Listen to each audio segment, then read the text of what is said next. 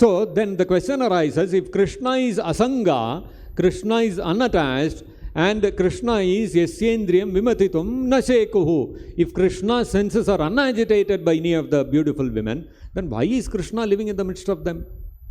Reme Sri Ratna Kutastaha. In the midst of beautiful women, Sri Ratna, jewels of the women, Krishna enjoyed. Why should Krishna enjoy like that? Why should Krishna keep himself in the midst of such beautiful women if Krishna is unattached?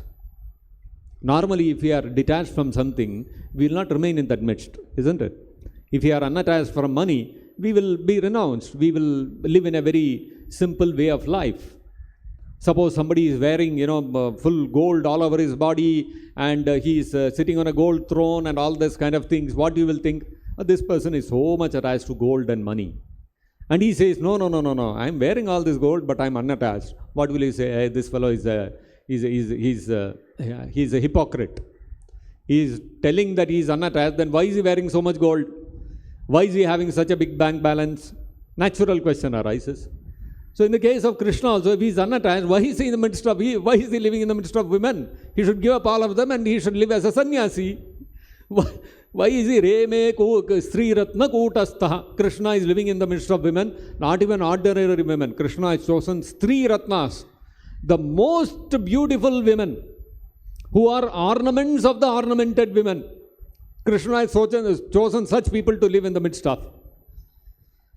So, how do we understand this? Why is Krishna doing like this? The answer is, there are two reasons for this.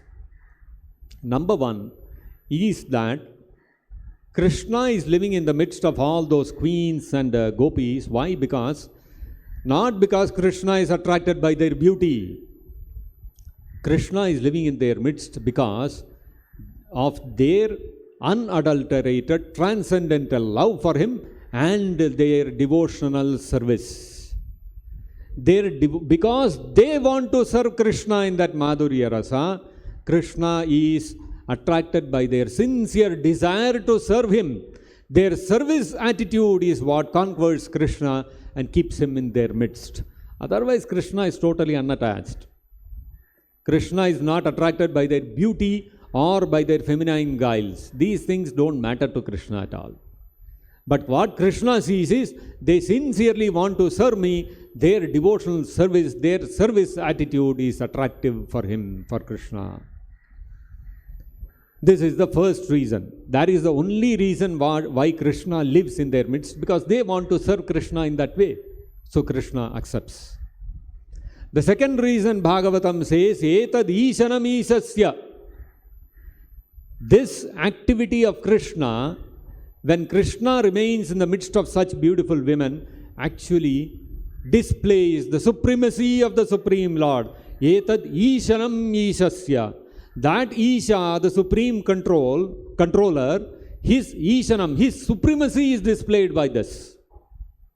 How do we understand Krishna's supremacy is displayed? Okay, Krishna killed some big demon, Krishna lifted Govardhana mountain. We can understand this is displaying Krishna's supremacy.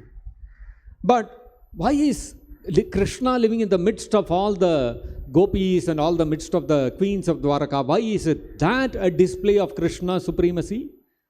Etad Ishanam Isasya prakritistopi tadgunaihi na yujyate sadatmasthair yatha buddhistadashraya.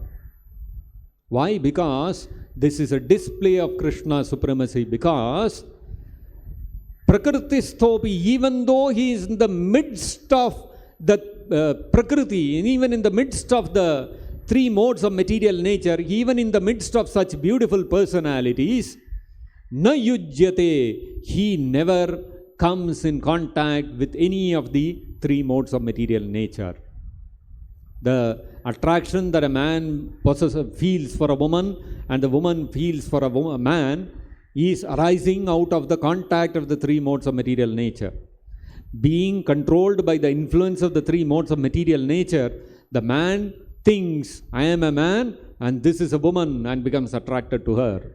And the woman thinks, I am a woman and this is a man, and becomes attracted to the man. Although these are all simply bodily designations.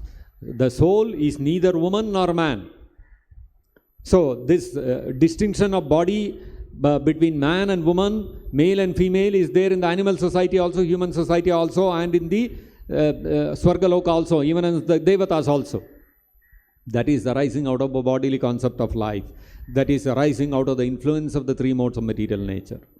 But then Krishna, when he descends, when he comes to this material world, although he is in the midst of the human society, he is never touched, he is never affected, he is never influenced by the three modes of material nature, Sattoguna, Rajoguna and Tamoguna, the modes of goodness, passion and ignorance.